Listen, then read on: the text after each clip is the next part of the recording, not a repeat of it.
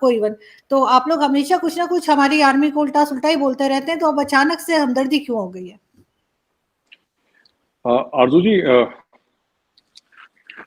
शायद मैंने ठीक से कम्युनिकेट नहीं करा तो लोगों को ऐसा लगा कि हमदर्दी, देखिए कोई हमदर्दी नहीं है पाकिस्तान फौज के लिए, और ना पाकिस्तान आर्मी को हमारी फौज के लिए कोई हमदर्दी है। साफ सीधी बात है, पाकिस्तानी फौज दुश्मन फौज है, दुश्मन फौज थी और दुश्मन फौज रहेगी, और उसका सरबरा दुश्मन था, दुश्मन है, दुश्मन रहेगा। Let me be very categorical, मतलब इसमें मैं दो टूक बातें आपको कहना चाहता हूँ। तो ऐसी पाकिस्तानी फौज के साथ कोई हमदर्दी, कोई मोहब्बत, ऐसा कुछ भी नहीं है, ना इसकी कोई गुंजाइश है। लेकिन अगर जनरल बाजवा कुछ चीज बोलते हैं जो लॉजिकल है, और अगर आप या कोई भी जर्नलिस्ट मुझसे पूछता है कि ये आपको बात कैसी लगी, तो मैं झूठ नहीं कह सकता कि नहीं, जनरल बाजवा क्योंकि पाकिस्तानी आर्मी के चीफ हैं इसलिए उन्होंने बहुत बुरी बात करी है। यू नो, हमारी किसी भी चीज में हम बोलते हैं उसमें हमारी चीज की इंटेग्रिटी होनी चाहिए। जो सही है वो सही है, जो गलत है वो गलत है, ठीक है। और मैं आपको बताता हूँ, उसमें एक एग्जांपल देता हूँ इंडियन आर्मी का, जो हमारी टीचिंग है। जब हम पाकिस्तान से लड़े, जंगें हमने लड़ी, तो दोनों फौजें आमने सामने थी। पाकिस्तानी आर्मी ने भी पूरी जान लगाई, हमने भी पूरी जान लगाई, ठीक है। हमारे लोग वीरगति को प्राप्त हुए, और पाकिस्तानी फौजी भी अपने वतन के लिए, अपने फर्ज के लिए उन्होंने अपनी जानें दी हैं, ठीक है। मैं आपको एक किस्सा सुनाता हूं छोटा सा। बात है 1999 की, कारगिल की। एक लड़ाई हो रही थी एक चोटी पे, पहाड़ के माउंटेन पीक पे, और लगातार एक शायद मैंने ठीक से कम्युनिकेट नहीं करा तो लोगों को ऐसा लगा कि हमदर्दी, देखिए कोई हमदर्दी नहीं है पाकिस्तान फौज के लिए, और ना पाकिस्तान आर्मी को हमारी फौज के लिए कोई हमदर्दी है। साफ सीधी बात है, पाकिस्तानी फौज दुश्मन फौज है, दुश्मन फौज थी और दुश्मन फौज रहेगी, और उसका सरबरा दुश्मन था, दुश्मन है, दुश्मन रहेगा। Let me be very categorical, मतलब इसमें मैं दो टूक बातें आपको कहना चाहता हूँ। तो ऐसी पाकिस्तानी फौज के साथ कोई हमदर्दी, कोई मोहब्बत, ऐसा कुछ भी नहीं है, ना इसकी कोई गुंजाइश है। लेकिन अगर जनरल बाजवा कुछ चीज बोलते हैं जो लॉजिकल है, और अगर आप या कोई भी जर्नलिस्ट मुझसे पूछता है कि ये आपको बात कैसी लगी, तो मैं झूठ नहीं कह सकता कि नहीं, जनरल बाजवा क्योंकि पाकिस्तानी आर्मी के चीफ हैं इसलिए उन्होंने बहुत बुरी बात करी है। यू नो, हमारी किसी भी चीज में हम बोलते हैं उसमें हमारी चीज की इंटेग्रिटी होनी चाहिए। जो सही है वो सही है, जो गलत है वो गलत है, ठीक है। और मैं आपको बताता हूँ, उसमें एक एग्जांपल देता हूँ इंडियन आर्मी का, जो हमारी टीचिंग है। जब हम पाकिस्तान से लड़े, जंगें हमने लड़ी, तो दोनों फौजें आमने सामने थी। पाकिस्तानी आर्मी ने भी पूरी जान लगाई, हमने भी पूरी जान लगाई, ठीक है। हमारे लोग वीरगति को प्राप्त हुए, और पाकिस्तानी फौजी भी अपने वतन के लिए, अपने फर्ज के लिए उन्होंने अपनी जानें दी हैं, ठीक है। मैं आपको एक किस्सा सुनाता हूं छोटा सा। बात है 1999 की, कारगिल की। एक लड़ाई हो रही थी एक चोटी पे, पहाड़ के माउंटेन पीक पे, और लगातार एक ट्रैक सूट में, जहां से पाकिस्तानी फौजी अटैक कर रहे थे, उनके बीच में एक यंग मैन जो कि काफी एक्टिव था, काफी जोशीला था, लेकिन ट्रैक सूट पहना हुआ था। वो he was not wearing a uniform, वो ट्रैक सूट पहना हुआ था और कुछ गर्म कपड़े पहना हुआ था। वो ट्रैक सूट जैसा लगा, मतलब दूर से ऐसा लगा कि ट्रैक सूट पहना हुआ है। अब अंधेरे में रात को किसको क्या पता लगता है। वो लड़ रहा था और अपने पाकिस्तानी फौजियों को बोल रहा था कि आप इंडियन आर्मी के खिलाफ लड़िए, और वो काउंटर अटैक भी कर रहा था। और उसने बड़ी जबरदस्त लड़ाई करी, और एक एक करके सारे पाकिस्तानी फौजी मारे गए, इंडियन आर्मी ने मार दिया उनको। लेकिन ये जो नौजवान था, ये फिर भी एंड तक लड़ता रहा। ये भागा नहीं, इसने हथियार नहीं डाले, ये लड़ता रहा, और ये एंड में ये भी मारा गया। तो जब इंडियन ब्रिगेडियर ने, उन ब्रिगेडियर का नाम था ब्रिगेडियर MPS बाजवा, हमारे तरफ भी बाजवा है, अगर आपकी तरफ है तो हमारी तरफ भी बाजवा है। इंडियन आर्मी के ब्रिगेडियर थे, ब्रिगेडियर एमपीएस बाजवा। उन्होंने बोला कि who is this young man, इसको लेकर आओ, इसकी बॉडी लेकर आओ। तो इंडियन आर्मी के जवान गए और ब्रिगेड कमांडर के सामने उसकी बॉडी लेकर आए। उस यंग ऑफिसर को जिसने इतनी बहादुरी दिखाई थी, उसके नाम का एक जिसको कहते हैं कि साइटेशन तो नहीं कहूंगा मैं उसको, because citation is a formal thing, but उसका पूरा जो उस यंग मैन ने कितनी बहादुरी के साथ लड़ाई लड़ी थी। दुश्मन था हमारा, लेकिन दुश्मन ने बहादुरी से लड़ाई लड़ी थी। देखिए, आपको मानना पड़ेगा, हम ये नहीं कह सकते कि कैप्टन कर्नल शेर खान बुजदिल था, हम ये नहीं कह सकते। उसका नाम शेर खान था और शेर की तरह लड़ा भी है वो। और उसको जो निशाने हैदर मिला है, जो आपका पाकिस्तान का सबसे ऊंचा बहादुरी का तमगा है, उसको एक इंडियन आर्मी के ब्रिगेडियर के रिकमेंडेशन पे, आप उसको साइटेशन कह लीजिए, आप उसको रिकमेंडेशन कह लीजिए, वो उनके उस पे मिला है। और वो जो ब्रिगेडियर थे, उनका नाम था, वो रिटायर हो गए। मेरा उनसे मिलने का सौभाग्य प्राप्त हुआ मुझे, मैंने उनका इंटरव्यू भी लिया था। उन्होंने पूरी कहानी बताई थी और हमारी मीडिया ने बहुत तफसील से कवर करी थी। उन्होंने कागज में लिखा और कैप्टन कर्नल शेर खान की जेब में वो कागज डाला है। ठीक है, अगर आप यूट्यूब में जाएंगे तो कैप्टन कर्नल शेर खान के फादर का, उनके वालिद साहब का इंटरव्यू है, और उनके वालिद साहब ने ये बात कही है कि हाँ, हमारे दुश्मन ने ये करा था। तो कहने की बात यह है कि जो पाकिस्तानी फौजी सही कह रहा है वो सही कह रहा है, जो बहादुर है वो बहादुर है। इसमें मेरे कहने से कि कैप्टन कर्नल शेर खान बुजदिल था तो वो बुजदिल थोड़ा ना हो जाएगा। अगर वो बहादुर था तो बहादुर था, मतलब उसमें I can not change the facts, these are historical facts. तो कोई दोस्ती नहीं है।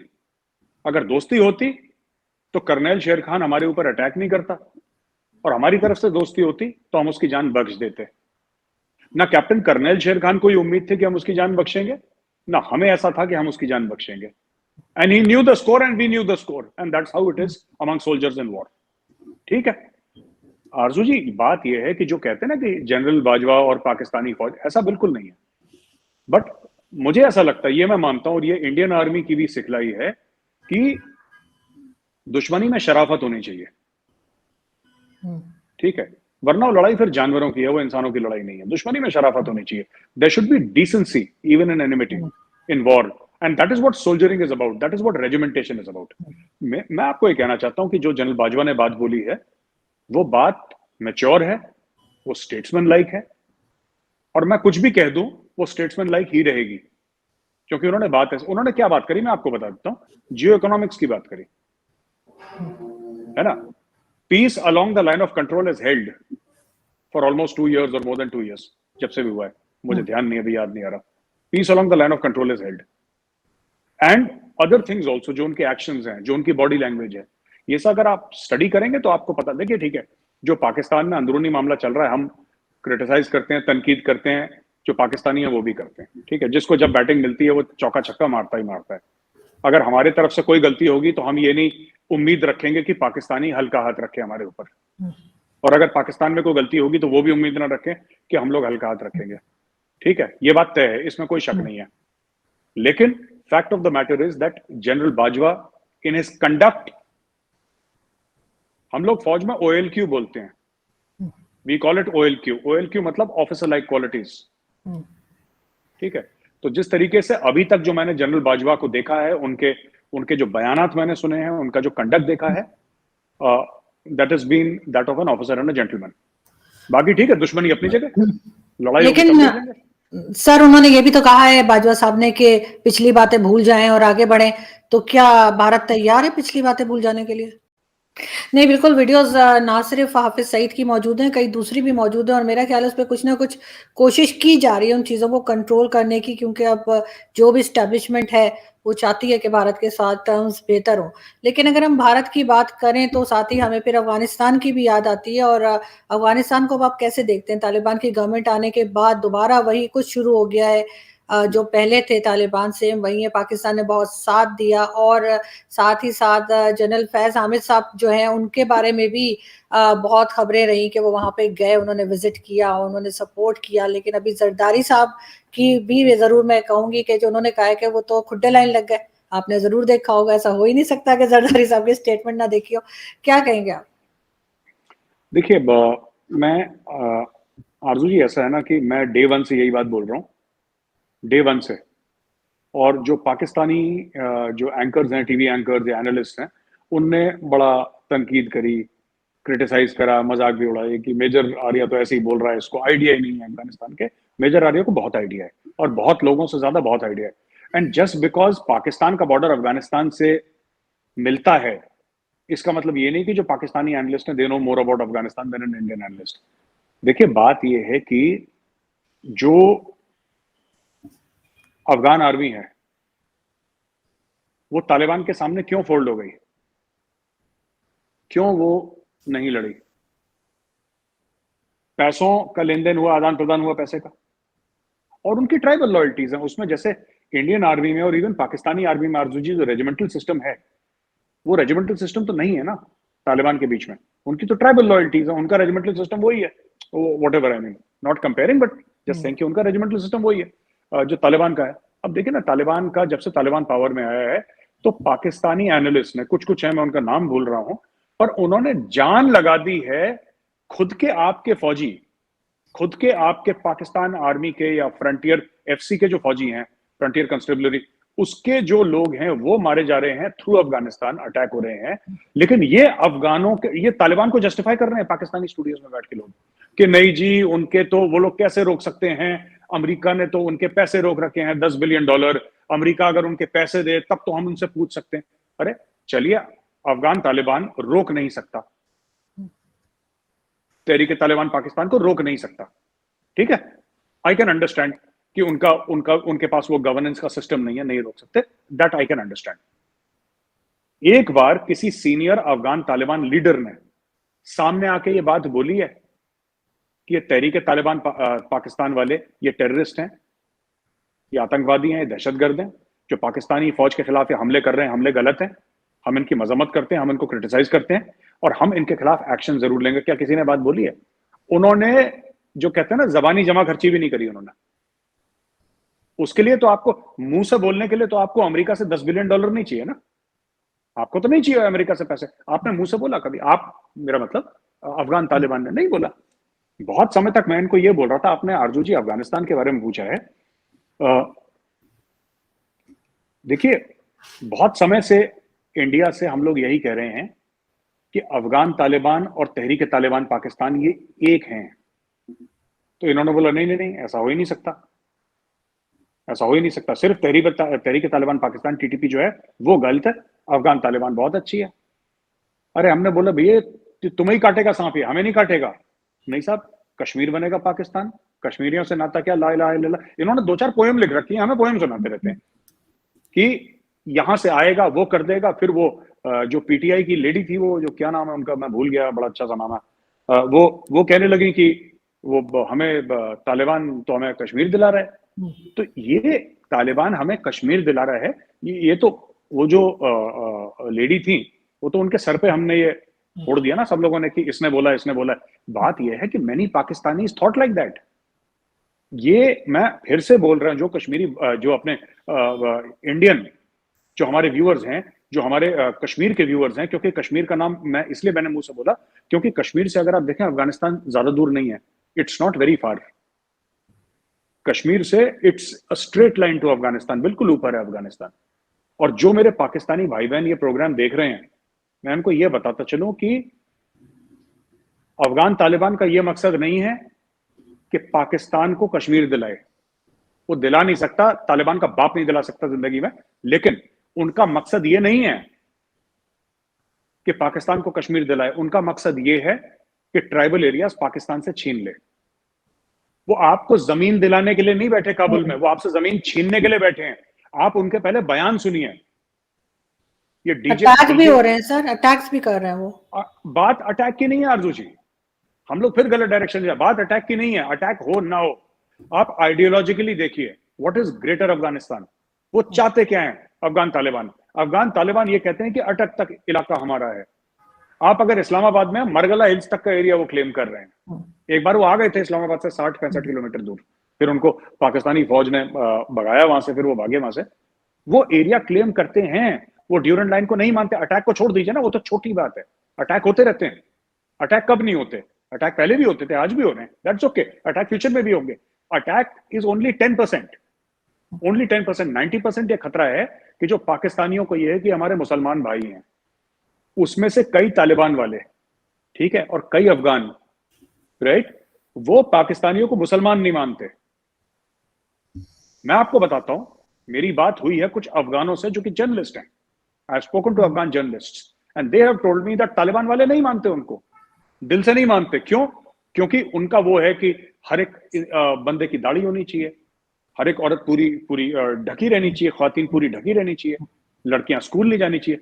अगर आप ये सब करेंगे तो फिर आप मुसलमान नहीं है, क्योंकि अफगानिस्तान में इसकी सजा है ना, इसके लिए तो कोड़े पड़ते हैं ना, इसके कोड़े पड़ते हैं। वो कॉमेडियन को मार दिया था जब वो जा रहे थे, वो लोगों को हंसाता था, तो उन्होंने बोला कि हंसाना भी हराम है इस्लाम में, या हंसा क्यों रहा है, मार दो उसको गोली। उसने हंसाना बंद कर दिया, वो मर ही गया, तो कहां से हंसाएगा, खत्म हो गया वो।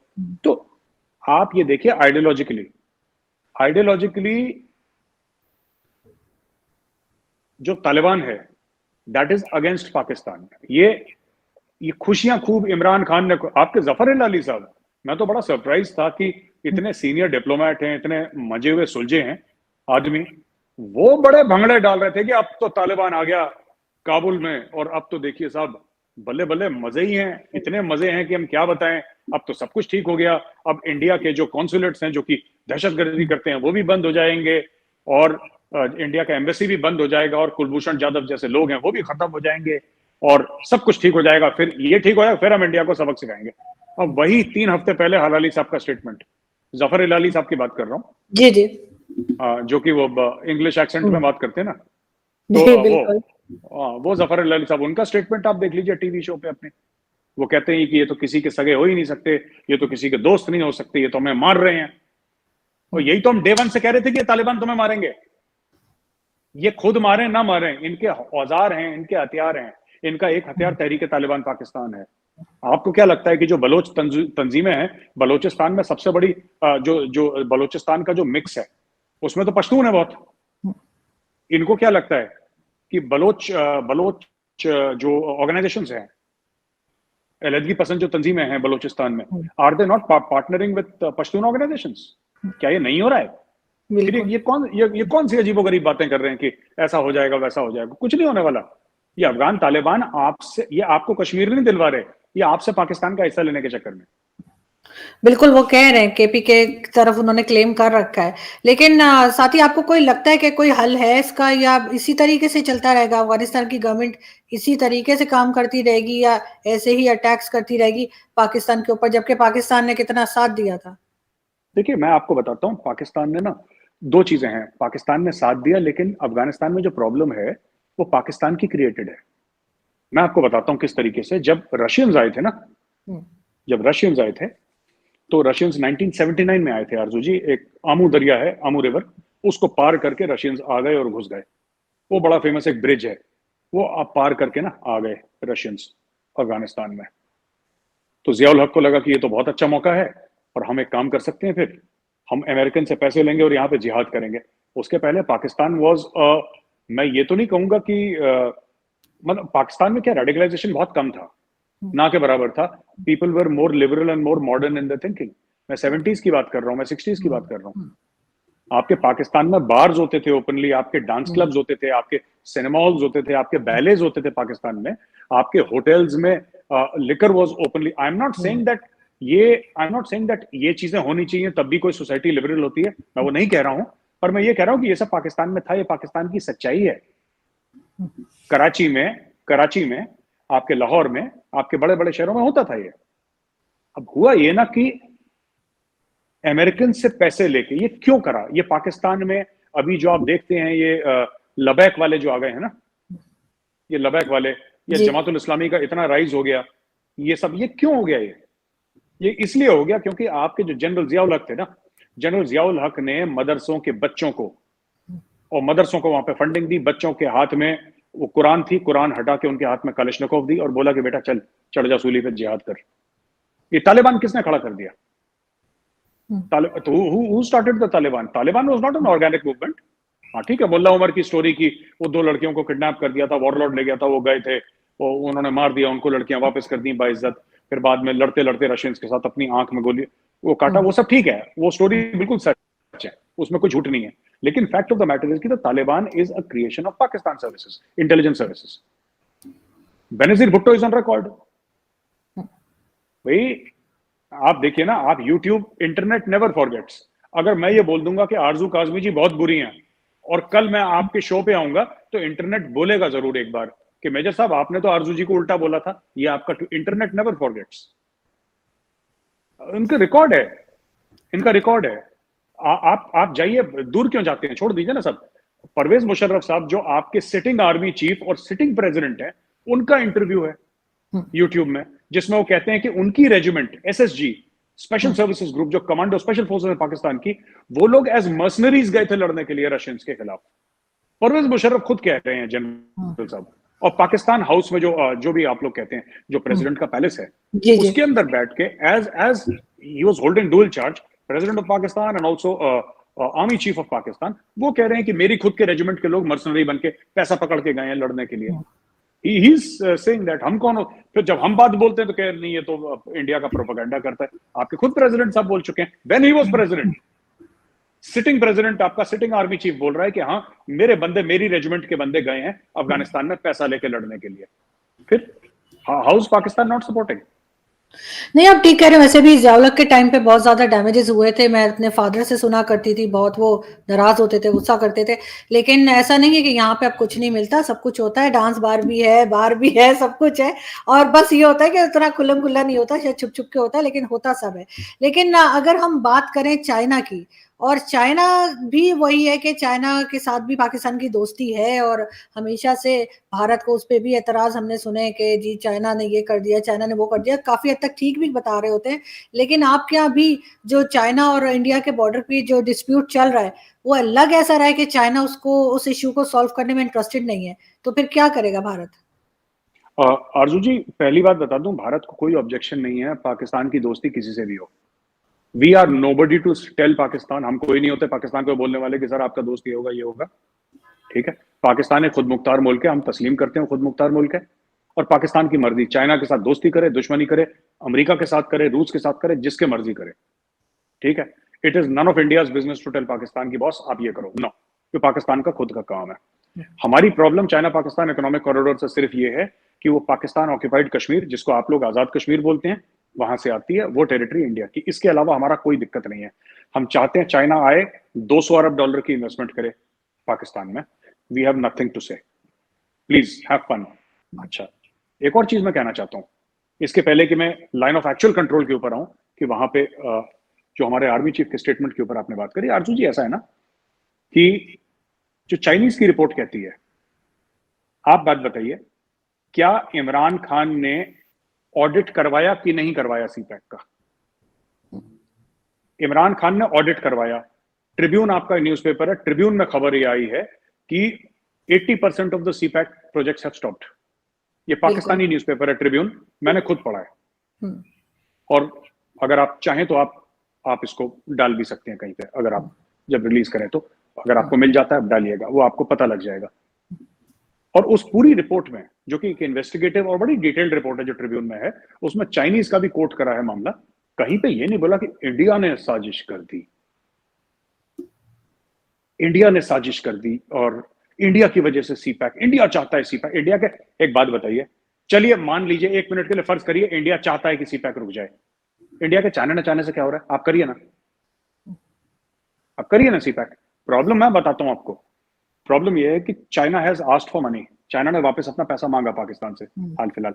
क्यों कर रहा है? ये जो चाइनीज कंपनी छोड़ के गई है, मैं आपको बता रहा हूं, ये सिर्फ आरजू जी इसलिए नहीं है कि सिक्योरिटी सिचुएशन खराब है, ये सिर्फ इसलिए नहीं है, ये इसलिए भी है क्योंकि आरओआई नहीं पूरा हो रहा, उनका रिटर्न ऑन इन्वेस्टमेंट नहीं पूरा हो रहा है।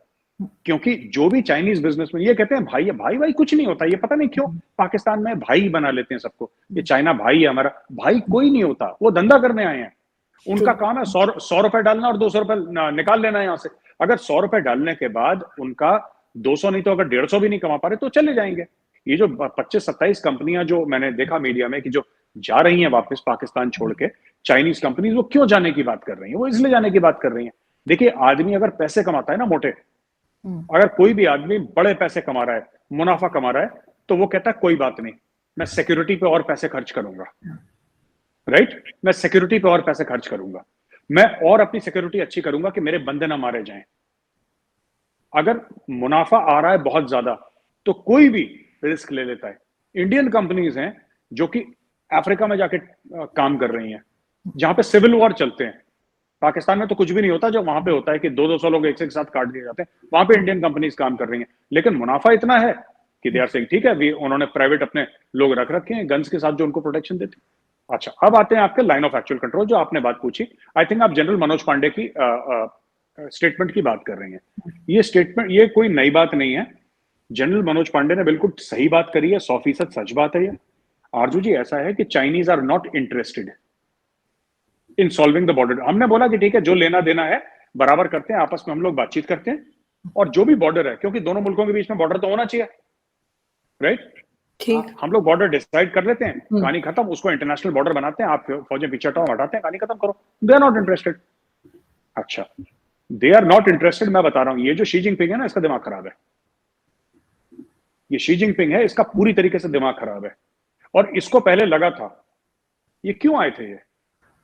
ये जो गलवान आए थे, ईस्ट लद्दाख आए थे, इन्होंने सोचा था कि हम आएंगे और इंडियन आर्मी देखेगी ग्रेट चाइनीज आर्मी है, इंडियन आर्मी वहां से पीछे हट जाएगी, फिर हम लोग एरिया ले लेंगे।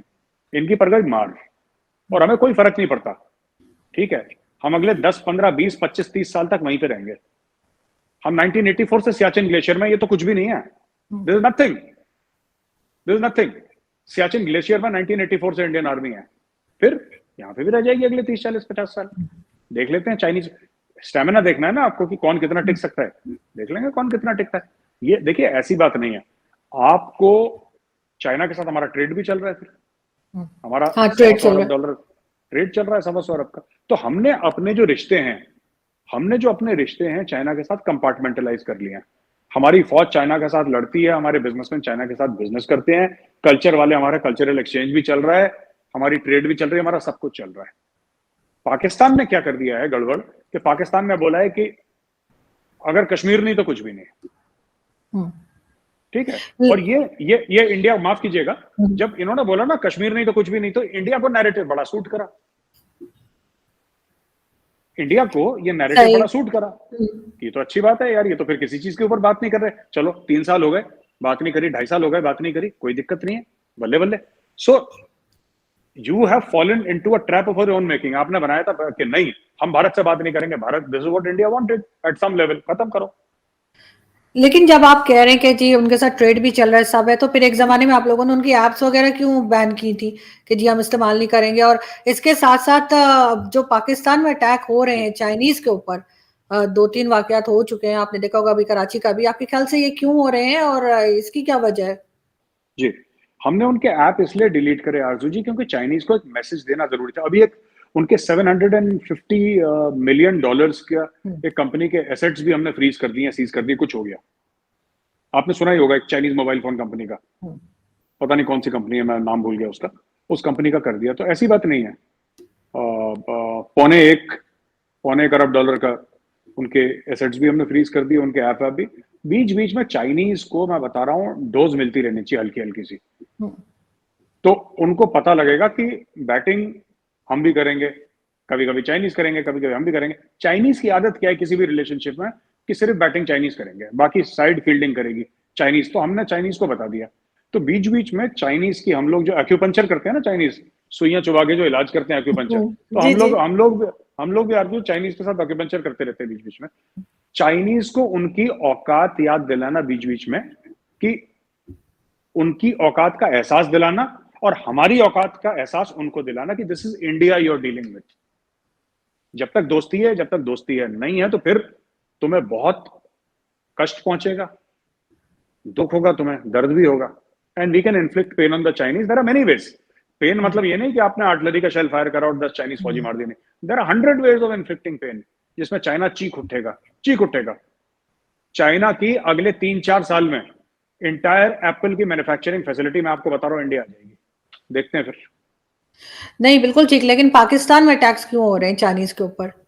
मुझे नहीं पता। ये तो देखिए, आपकी जो ISI है वो तो वर्ल्ड की नंबर 1 इंटेलिजेंस एजेंसी है ना? नहीं, मगर आप क्या समझते हैं? आप क्या सोचते हैं कि ऐसा क्यों हो रहा है?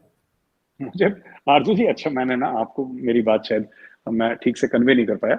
और वो अक्सर ना मैंने शोएब अख्तर को भी देखा है बोलते हुए ना कि मतलब आईएसआई नंबर 1 है। तो मैंने बोला कि यार एक ना अगर अगर आईएसआई को नहीं पता अटैक क्यों हो रहे हैं तो बेचारे छोटे से गौरव आर्या को कहाँ से पता होंगे अटैक क्यों हो रहे हैं। नहीं खैर सर, मैं आपको आपको बड़ी कुछ बताता पता हूँ। होता है। लेकिन सर एक चीज़ अरे है, आप बादाम खाने शुरू कीजिए अब मेरे